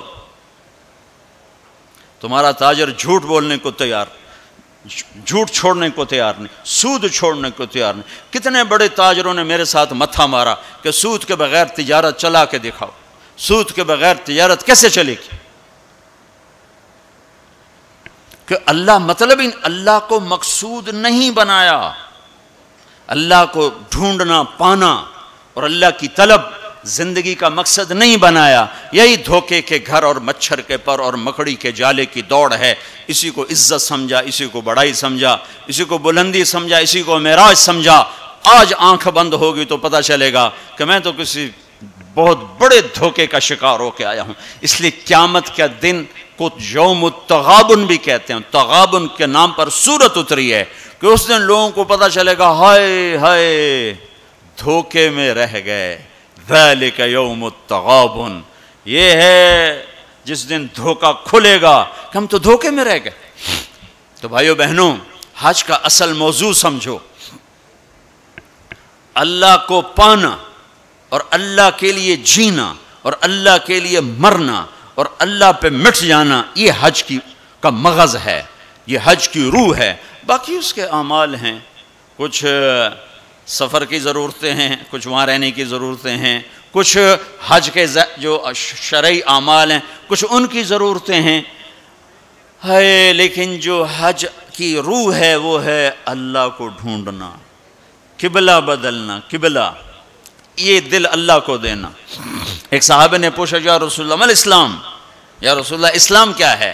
آپ نے کہا ان تسلم قلبک للہ، دل اللہ کو دے دے، یہ اسلام ہے، دل اللہ کو دے دے، یہ اسلام ہے۔ تو بھائیو بہنوں طے کر کے جاؤ کہ زندگی کو بدل کے واپس آنا ہے۔ اتنے سال اپنی مرضی کے گزار لیے، تو اب اللہ سے مل کے آ رہے ہیں، تو اب باقی زندگی اس کی مرضی پہ گزار دیں گے۔ اتنا زمانہ اپنی مرضی پہ گزارا ہے، تو اب باقی جو وقت حج کے بعد گزرے گا وہ اللہ کی مرضی پہ گزاریں کہ جو اللہ کہے گا وہ کریں گے، جس سے روکے گا اس سے روکیں گے، جو وہ فرمائے گا اس پر لبیک کہیں گے، جس سے ہٹائے گا اس سے پیچھے ہٹتے چلے جائیں گے۔ تو ہمیں اس کی روح حاصل ہو گئی۔ یہ عبادات ہیں، اور عبادات میں یہ سب سے عالی شان اللہ نے عبادت بنائی ہے الحج۔ اور ایک اور میں نے غور کیا، اللہ تعالیٰ نے نماز فرض کی تو فرمایا کہ ان الصلاۃ علی المؤمنین کتابا موقوتا، نماز ایمان والوں پر فرض ہے، اس میں اللہ کا نام کوئی نہیں ہے۔ کتب علیکم الصیام کما کتب علی الذین من قبلکم، تم پہ روزے فرض ہیں، اللہ کا نام اس میں کوئی نہیں ہے۔ من شہد منکم الشہر فلیصم، رمضان کا چاند دیکھو تو روزہ رکھو، اس میں اللہ کا نام کوئی نہیں ہے۔ لیکن جب اللہ نے حج کو فرض کیا تو اب میں وہ آیات دوبارہ پڑھ، ان الصلاۃ کانت علی المؤمنین کتابا موقوتا، نماز فرض۔ کتب علیکم الصیام کما کتب علی الذین من قبلکم، روزہ فرض۔ اقیموا الصلاۃ وآتوا الزکاۃ وانفقوا، زکوٰۃ فرض۔ اب جب اللہ تعالیٰ حج فرض فرمانے لگے تو اس کو یوں پیش کرتے، کتب علیکم الحج، تم پہ حج فرض ہو گیا، یہ نہیں۔ وَلِلَّهِ عَلَى النَّاسِ حِجُّ الْبَيْتِ مَنِ اسْتَطَاعَ إِلَيْهِ سَبِيلًا وَمَنْ كَفَرَ فَإِنَّ اللَّهَ غَنِيٌّ عَنِ الْعَالَمِينَ۔ جس طرح اللہ نے حج کو پیش کیا ہے، کسی عمل کو ایسے پیش نہیں کیا۔ جس طرح اللہ پاک نے حج کو فرض بنا کے پیش کیا ہے، کسی فرض کو ایسے پیش نہیں کیا کہ نام ہی اپنا ہے، وَلِلَّهِ وَلِلَّهِ وَلِلَّهِ، اور یہ جو لام ہے، پہلے لام پھر اللہ تو بن گیا للہ، تو لام کے یہاں دو مطلب ہیں۔ للہ، بھائی حج کیوں کر رہے ہو؟ اللہ کے لیے کر رہا ہوں، اور کوئی حاجی تو نہیں کروانا، اللہ کے لیے کر رہا ہوں۔ وَلِلَّهِ، بھائی کدھر جا رہے ہو؟ احرام باندھا ہوا ہے، پتہ ہے حج پہ جا رہے ہیں، وہ بھی کہے گا حج پہ جا رہا ہوں، یہ کہے گا عمرے پہ جا رہا ہوں، لیکن اللہ نے تاثر کیا دیا ہے لام کے ذریعے سے، وَلِلَّهِ۔ کہاں جا رہے ہو؟ کہا جی میں اللہ کی ملاقات پہ جا رہا، اللہ نے بلایا ہے تو میں ملاقات کے لیے جا رہا ہوں، وَلِلَّهِ۔ اتنی خوبصورت ابتدا ہے، اور پھر آگے حج فرض کرنا ہے ایمان والوں پر، اور ایمان والوں میں مالداروں پر، اور مالداروں میں صحت مند پر۔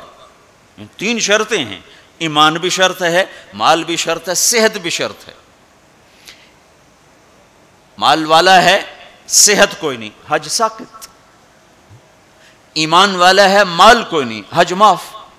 تو یہ تین، ایمان بھی ہو، مال بھی ہو، صحت بھی ہو، لیکن اللہ نے پیش کیسے کیا ہے؟ وَلِلَّهِ عَلَى النَّاسِ، عَلَى النَّاسِ میں کافر، مسلم، مشرک، مومن، سب، مالدار، غریب، فقیر، امیر، سب، بیمار، صحت مند، سارے، معذور، دوسرے، سارے، عَلَى النَّاسِ، عَلَى النَّاسِ۔ ہے کوئی میرے بندوں میں جو اپنے رب سے ملاقات چاہتا ہو؟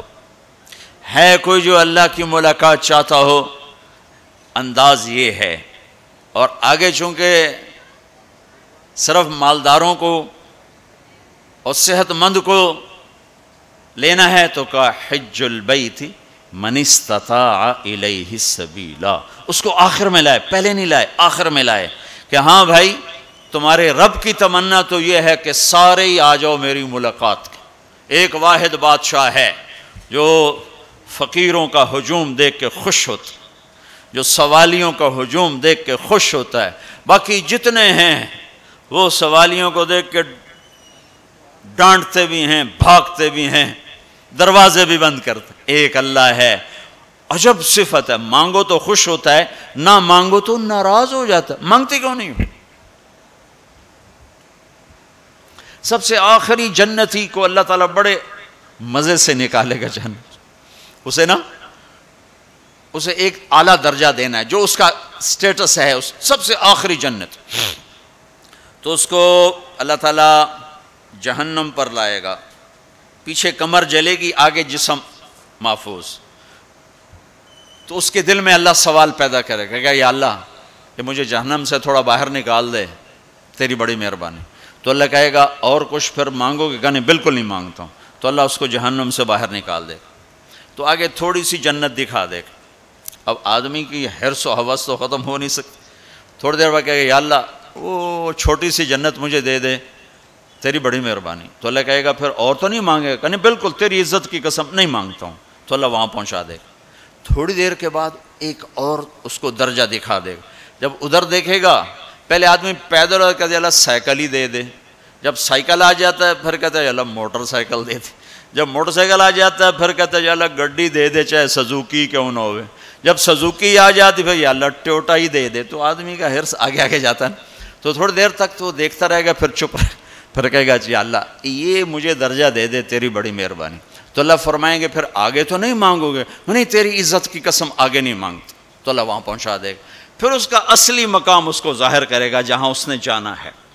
وہ آخری جنتی, میرے نبی نے فرمایا میں آنکھوں سے دیکھ رہا ہوں جہنم سے نکل رہا ہے اور جنت میں جا رہا ہے, اس کا نام ہوگا جوہینہ. میرے نبی نے بتایا اس کا قبیلہ ہوگا جوہینہ, عرب قبیلہ ہے, عرب. اور جب وہ اس کو وہ آخری جنتی, اس کو اس دنیا سے 10 گنا بڑی جنت اللہ عطا فرمائے گا, اس زمین سے 10 گنا بڑی.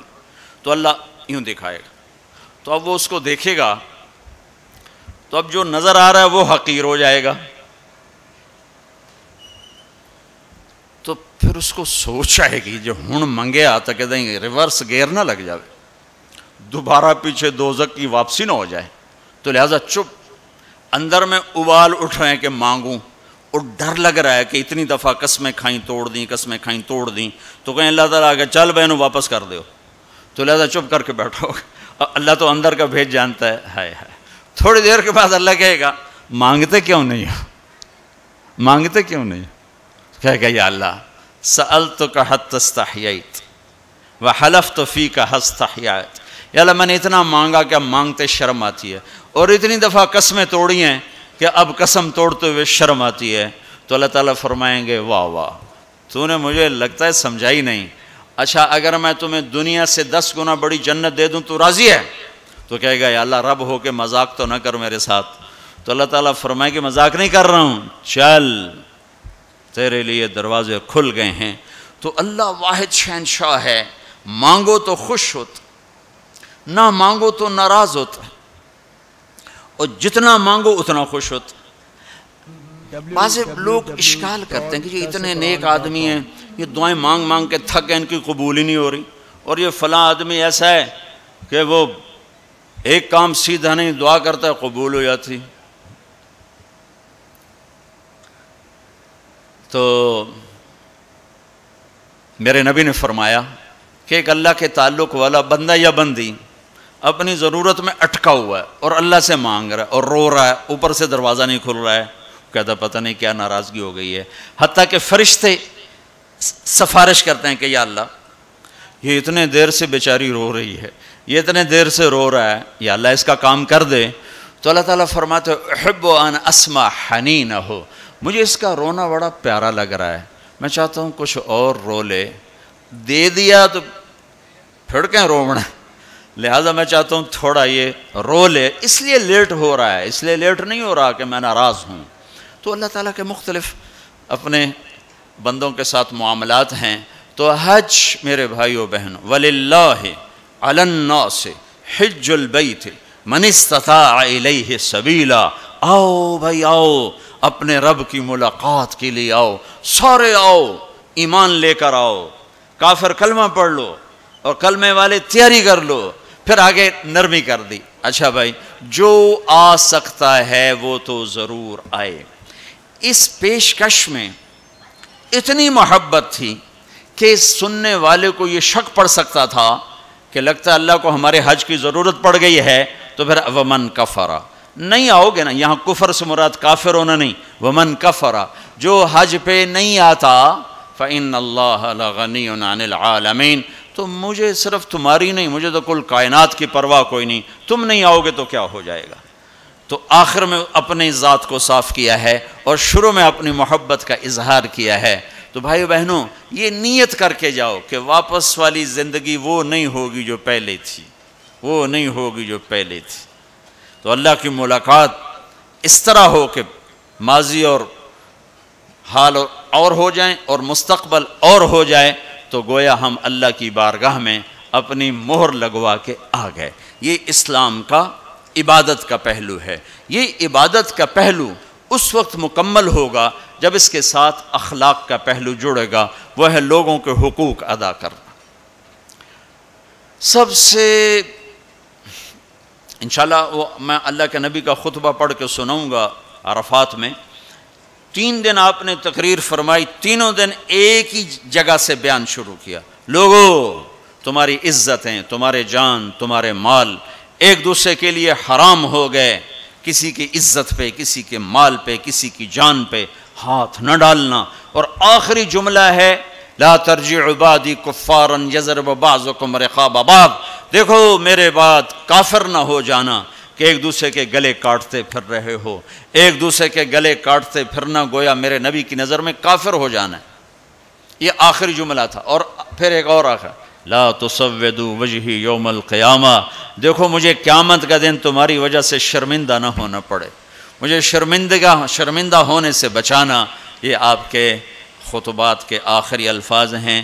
تو ایک تو اس کی تفصیل حج کیسے کرنا، وہ کتابیں موجود ہیں، سارے کو چھوٹے چھوٹے پمفلٹ موجود ہیں، آپ آسانی سے اس کو فالو کر سکتے ہیں۔ اور اگر اس میں کوئی اونچ نیچ ہو جاتی ہے تو مینا بکروں سے بھرا پڑا، 1 بکرا دے دو، 2 دے دو، 4 دے دو، 5 دے دو، جتنے مرضی دے دو وہ ہو جائے گا۔ تو جب تم اتنے پیسے خرچ کر کے جا رہے ہو تو میرے نبی سے پوچھا گیا یا رسول اللہ سب سے بہترین حج کیا ہے؟ الحج والثج، سب سے بہترین حج ہے لبیک کہنا زور زور سے اور قربانی کرنا اپنی وسعت کے حساب سے، خون بہانا، قربانی کرنا۔ ہمارے نبی اگر اپنی طرف سے قربانی کرتے تو 1 بکرا ذبح کر دیتے، 1 دمبا ذبح کر دیتے، 1 مینڈا چھترا۔ ساری زندگی ہمارے نبی عید قربان پر 2 قربانیاں کرتے تھے، 2 چھترے، 1 اپنی طرف سے کرتے تھے اور 1 امت کی طرف سے کرتے تھے، ساری 2۔ لیکن جب آپ نے حج کیا تو آپ نے کتنی قربانیاں فرمائیں؟ آپ کی عمر مبارک 63 سال تھی، تو آپ اور حضرت علی کے اونٹ مشترکہ مل کر 100 تھے، 100۔ تو وہ 100 اونٹ میں سے آپ نے 63 اونٹ الگ کروا لیا، ہر سال کا 1 اونٹ، اور 1 اونٹ میں 7 قربانیاں ہوتی ہیں، 1 میں 7 ہوتی ہیں۔ پھر ان میں سے 5 کو الگ کیا، 5 میں سے 1 کو سامنے لایا گیا اور اس کو کھڑا کر کے آپ نے ذبح کیا، کھڑا کر اس کے یہاں یوں برچھا مارا یوں۔ تو یہاں تو جانور ہو، بکرا ہو، اونٹ ہو، جب اس کو برچھا لگتا ہے تو وہ شور میں جاتا ہے، کرتا ہے۔ لیکن جب وہ اس اونٹ کو لگا نبی کے ہاتھ سے برچھا تو اس کی خوشی سے ہائے نکلی، اور پیچھے جو اونٹ کھڑے تھے ان میں جنگ شروع ہو گئی۔ ہر اونٹ رسی توڑ کے آگے بڑھ کے ذبح ہونے کی کوشش کر رہا تھا کہ کہیں میں پیچھے نہ رہ جاؤں، میں پہلے ذبح ہو جاؤں، میں پہلے ذبح۔ نہ شود نصیب دشمن کہ شود ہلاک تیغت، سر دوستاں سلامت کے تو خنجر آزمائی، ہم آہوان سہرا سر خود نہاد برکف با امید آن کے روزے بشکار خواہی آمد، کہ آج سارے جنگل کے ہرنوں کو انتظار ہے کہ آج ہمارا محبوب شکار کرنے آ رہا ہے۔ تو ہر ہرن گردن جھکا کے کھڑا ہے کہ میں ذبح ہو جاؤں، میں ذبح ہو جاؤں، میں ذبح ہو جاؤں۔ تو یہ شعر میرے نبی پہ فٹ آتا ہے کہ سارے اونٹوں میں جنگ شروع ہو گئی اور ہر ایک کا زور تھا میں ذبح ہو جاؤں، میں ذبح ہو جاؤں۔ آپ نے 63 اونٹ ذبح فرمائے اور برچا پھینک دیا، اور اپنی بیویوں کا حصہ اس میں نہیں رکھا، بیویوں کے لیے الگ قربانی کی، بیویوں بیگمات کے لیے الگ قربانی کی، اور اپنے 63 اور 7 ہر اونٹ میں۔ اور پھر یہاں تک فرمایا کہ علی جو گوشت بنائے اس کو مزدوری گوشت میں سے نہیں دینی، میں الگ سے دوں گا، اس کا ہر ٹکڑا اللہ کے نام پہ جانا چاہیے۔ گوشت میں سے مزدوری بھی نہیں دی، الگ سے مزدوری دی۔ اور پھر فرمایا کہ آؤ بھائی جو لے جانا چاہتا ہے لے جائے۔ پھر فرمایا حضرت علی سے کہا 1 بوٹی سارے اونٹوں سے لے لو اور 1 دیگ چڑھا دو۔ تو وہ 1 بوٹی سارے اونٹوں سے لے کر دیگ چڑھائی، پھر آپ نے اس کے پکنے کا انتظار کیا۔ جب وہ تیار ہو گئی تو پھر آپ نے حضرت علی نے چند اور صحابہ نے مل کر اس کا گوشت کھایا، شوربہ پیا، اور پھر اس کے بعد آپ طواف زیارت کے لیے تشریف لے گئے۔ تو آپ مالدار لوگوں قربانی کرنا دل کھول کے، ماڑے ماڑے جانور نہ تلاش کرنا، بھائی سستا کڑا لبدا ہے، اللہ کے نام پہ لگانا، جھگی پھونک تماشا ویک ہماری پنجابی کی مثال ہے، لگا تو صحیح پھر دیکھ آتا کیسے ہے واپس۔ ایک صحابی ہیں ابو الدحداح، ایک آیت اتری من ذا الذی یقرض اللہ قرضا حسنا یضاعف له اضعافا کثیرا، تو وہ ایک انصاری صحابی نے یہ آیت سنی، وہ بھاگے ابو الدحداح، ارے آج عجب آیت آئی ہے، کیا؟ کہ اللہ کہہ رہا کوئی ہے مجھے قرضہ دے میں واپس کروں کئی گناہ کر کے۔ تو ابو الدحداح آئے دوڑے یا رسول اللہ کیا اللہ نے یہ کہا ہے کہ مجھے قرضہ دو میں واپس کروں؟ کہاں؟ کہا یا رسول اللہ اللہ کو کیا ضرورت قرضہ مانگنے کی، کہ اللہ چاہتا ہے کہ اس کے بدلے اللہ تمہیں جنت دے۔ کہا اچھا اگر میں اللہ کے نام پہ دوں تو آپ وعدہ کرتے ہیں میری جنت کا؟ کہا ہاں وعدہ۔ کہ میری بیوی کی جنت کا؟ کہا ہاں وعدہ۔ کہ میرے بچوں کی جنت کا؟ کہا ابو الدحداح تو زیادہ ہی مانگتا جا رہا ہے، پر تیرے بچوں کا بھی؟ کہا یا رسول اللہ ہاتھ بڑھائیں، میرے 2 باغ ہیں دونوں اللہ کے نام پہ صدقہ۔ ہم کہا نہیں ایک دے دو، ایک رکھ لو، ایک بچوں کے لیے رکھو، ایک اللہ کے نام پہ دو۔ کہا اچھا پھر میرا وہ باغ جس میں 600 کھجوریں ہیں وہ میں نے اللہ کو دے دیا۔ ہم کہا ٹھیک ہے جا تو، تیرے بچے، تیری بیوی، جاؤ جنت۔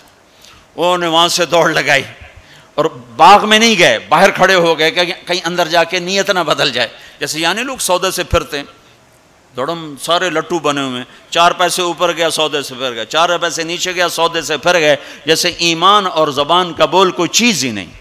پیسہ ہی خدا بناؤں بھائی، پیسے کے پیچھے ہی ایمان بھی بک رہا ہے، عزت بھی بک رہی ہے، غیرت بھی بک رہی ہے۔ میرے نبی نے فرمایا میرا امتی ہر گناہ کر سکتا ہے، ایک جھوٹ نہیں بول سکتا، ایک دھوکہ نہیں دے سکتا۔ سارا کراچی جھوٹ اور دھوکے کا، کراچی نہیں میرا ملتان لے لو، لاہور، سندھ، بلوچستان لے لو، سرحد لے لو، جھوٹ جھوٹ جھوٹ، دھوکہ دھوکہ دھوکہ۔ میرا امتی ہر گناہ کر سکتا ہے، جھوٹ نہیں بول سکتا، دھوکہ نہیں دے سکتا۔ ساری تجارت، سارا سب کچھ اس پہ آ چکا۔ تو آپ باہر کھڑے ہو گئے، کہنے گئے ام الدحداح، بیوی کو بلایا، کہا کیا ہوا؟ کہا باہر آؤ باہر آؤ باہر آؤ۔ کیوں؟ کہا باغ اللہ کو دے دیا۔ اچھا اس کے بدلے میں تیری میری بچوں کی جنت پکی ہو گئی۔ ان کا ربح البیع ربح البیع، مبارک ہو مبارک ہو، بڑا اچھا سودا کیا، بڑا اچھا سودا کیا، بڑا اچھا سودا کیا۔ تو بھائیو گن گن کے رکھنے کے شوق نہ کرو، لگانے کا شوق رکھو، اپنے اوپر بھی لگاؤ، اللہ روکتا نہیں۔ کماؤ حلال، حرام نہ ہو، جھوٹ نہ ہو، سود نہ ہو، خیانت نہ ہو، جوا نہ ہو، سٹا نہ ہو، ذخیرہ اندوزی نہ ہو۔ تم سارے تاجر، کراچی کے نہیں پورے پاکستان کے تاجر عبد الرحمن بن عوف کی جیب میں آ جاؤ گے، جیب میں۔ عبد الرحمن بن عوف رضی اللہ عنہ جو 10 بڑے صحابہ میں ایک، آپ نے کہا ابو بکر جنتی، عمر جنتی، عثمان جنتی، علی جنتی، زبیر جنتی، طلحہ جنتی، سعد بن ابی وقاص جنتی، عبد الرحمن بن عوف جنتی، عبد الرحمن بن عوف، ابو عبیدہ بن جراح جنتی، سعید بن زید جنتی۔ یہ 10 ٹاپ 10 صحابہ ہیں، ان میں ایک عبد الرحمن ہے۔ جب ان کا انتقال ہوا تو 3 ارب 10 کروڑ 20 لاکھ دینار، کاغذ دے نوٹ نہیں، تو انہوں کہ میں بے وقوف بنا چھڑا سارے نے، کاغذ چاہ کر ٹورے ودن، کوئی سیٹ صاحب، کوئی میاں صاحب، کوئی شیخ صاحب، وہ نیرا کاغذ ہی کاغذ، انہوں کاغذ بھی واپس لے کے پلاسٹک دے چھڑے آئے، کارڈ ہے جی کارڈ۔ مطلب ہم کیسے بدھو بنے ہیں، کیسے بدھو بنے؟ ارے دولت سونے اور چاندی کا نام ہے، یہ کاغذ پہ ڈالر باڑے چلے جاؤ، ڈالر بھی لے لو، پاؤنڈ بھی لے لو، جتنے مرضی باڑے چو لے لو۔ تمہیں بے وقوف بنایا ہے دنیا کے بنیوں نے، تمہیں کاغذ پکڑا دیے، تم سے جائیدادیں لے لی، اور پھر کاغذ بھی واپس لے کر تمہیں کارڈ پکڑا دیے۔ وہ فن لینڈ سے واپسی ہو رہی تھی تو ہمیں بڑا کمرہ چاہیے تھا، وہ کمرہ چھوٹا تھا، وہ کروز تھا، یہ جو بڑے بڑے بحری جہاز چلتے ہیں، تو ہمیں کمرہ چھوٹا ملا. تو میں نے کہا یار کوئی بڑا کمرہ دو, ہماری جماعت بڑی ہے, تو کوئی بیٹھنے کی ہو, کوئی سونے کی ہو. تو ہم وہاں گئے کاؤنٹر پر, تو اس نے کہا جی آپ 2500 کراؤن دے دیں تو ہم آپ کو کمرہ دے دیتے. ہم نے کہا لے لو. کہا نہیں ہم پیسے نہیں لیتے. کیا لیتے ہیں؟ کارڈ. وہ کہا بھائی پیسے تو زیادہ, ہم کہا نہیں کارڈ لیں گے. اب ہمارے تو پاس کارڈ نہیں تھے, تو سویڈن کا ایک ساتھی ہمارے ساتھ تھا, تو اس نے اپنا کارڈ دیا, تو انہوں نے وہ اس کو کراس کیا, تو اس میں انہوں نے ہمیں بڑا کمرہ دے دیا. تو تمہیں تو پاگل بنیا دنیا کا سب سے بڑا بنیا, تمہیں کاغذ دے کے تمہیں سیٹ صاحب بنا دیا, شیخ صاحب بنا دیا, پتہ نہیں کیا کچھ بنا دی. اور عبد الرحمن جو چھوڑ کے مر رہے ہیں وہ کاغذ نہیں 3 ارب 10 کروڑ 20 لاکھ دینار. ایک دینار 4.5 ماشے کا ہوتا تھا, اور ایک ماشا میں نے سنار سے پوچھا کتنے کا ہوتا ہے, انہوں نے کہا 5000 روپے کا ماشا چل رہا ہے. اب اس کو تم ضرب تقسیم کر کے دیکھ لو کہ عبد الرحمن کتنا چھوڑ کے دنیا سے تشریف لے گئے تھے.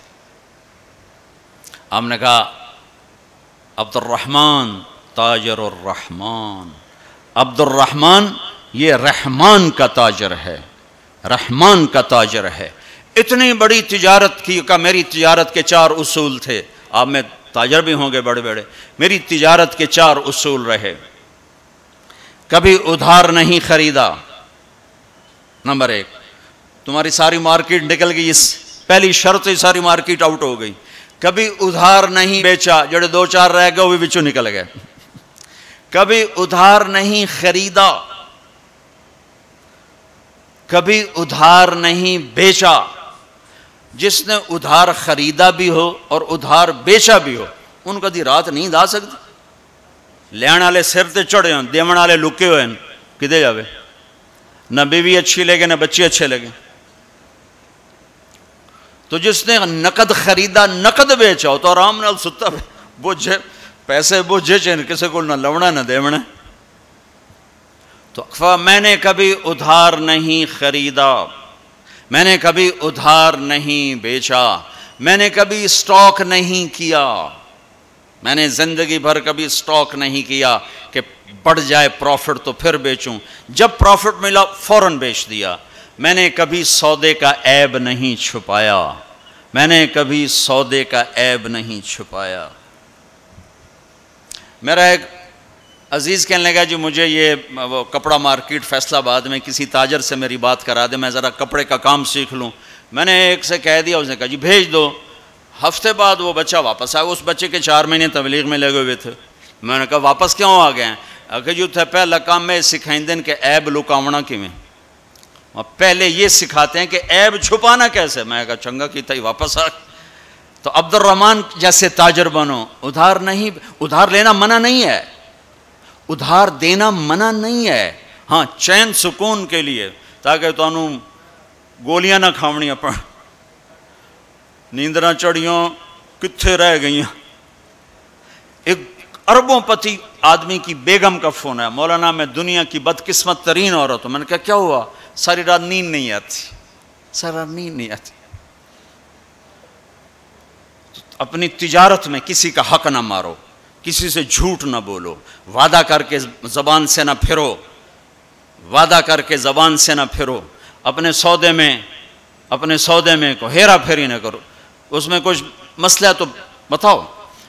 یہ ایک تاجر میرا یہ بیان سن رہا تھا, یہ گاڑیوں کا, پشاور کا تھا, بیان کہیں اور ہو رہا تھا.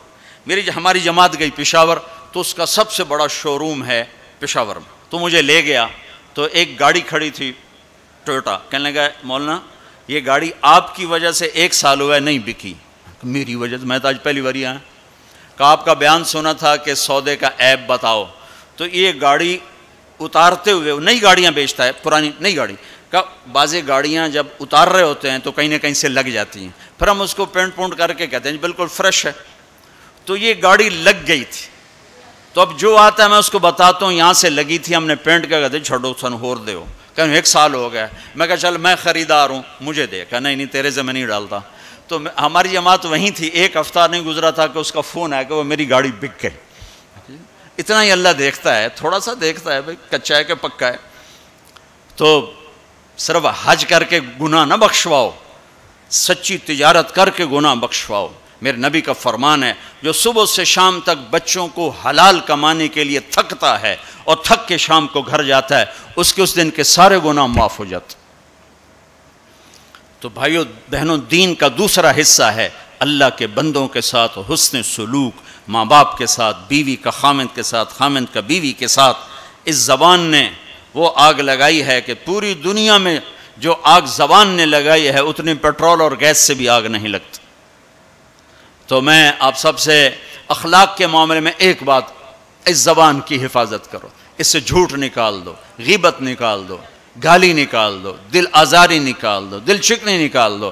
جو کر جائیں سہ جاؤ، چپ کر جاؤ، پی جاؤ۔ میرے رب کی قسم، بڑے بڑے ولی ابدال تمہاری گرد کو نہیں پکڑ سکے گی۔ جس نے زبان کی حفاظت کی اسے کوئی پکڑ نہیں سکتا، وہ اتنی تیز رفتاری سے نکلے گا۔ تو یہ پوری زندگی میں نے بیان کی ہے مختصر وقت میں، صرف حج نہیں میرے سامنے موضوع، یہ ساری چیزیں ہماری زندگی کے ضروری فیکٹر ہیں۔ اور آخری جو میں اخلاق بتا رہا ہوں، حقوق العباد بتا رہا ہوں، یہ بڑا خوفناک چیپٹر ہے۔ اللہ سے معاملہ کچھ گنجائش ہے چونکہ اللہ سخی ہے، لیکن لوگوں سے معاملہ پڑا تو کم بڑا کھو جائے گا۔ اس لیے اللہ تعالیٰ فرمائے گا یہ معاف کرے تو میں کر دیتا ہوں، یہ نہ کرے تو میں نہیں کرتا، تو پھر کیا کریں گے؟ آپ نے فرمایا میری امت کا سب سے غریب آدمی کون ہے؟ کہا جی جس کے پاس پیسے نہ ہو۔ کا نہیں، میری امت کا غریب وہ ہے جو قیامت کے دن بڑے بڑے عمل لے کر آئے گا، حج، نماز، روزہ، زکوٰۃ، جہاد، تبلیغ، ذکر، تلاوت، پتہ نہیں کیا کچھ، لیکن حقوق العباد برباد کیے ہوں گے۔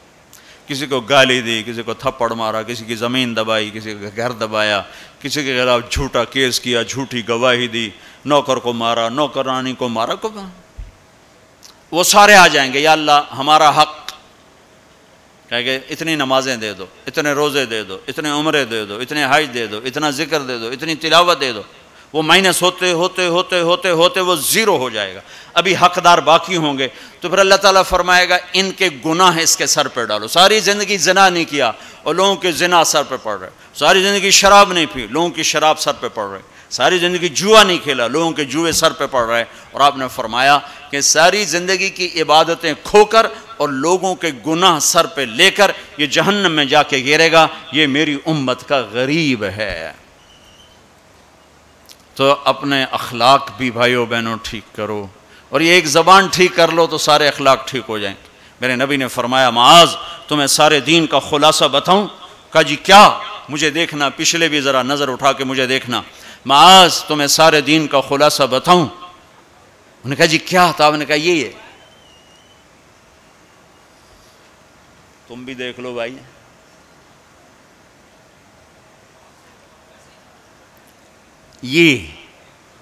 یہ قابو میں ہے، سارا دین میرے ہاتھ میں ہے۔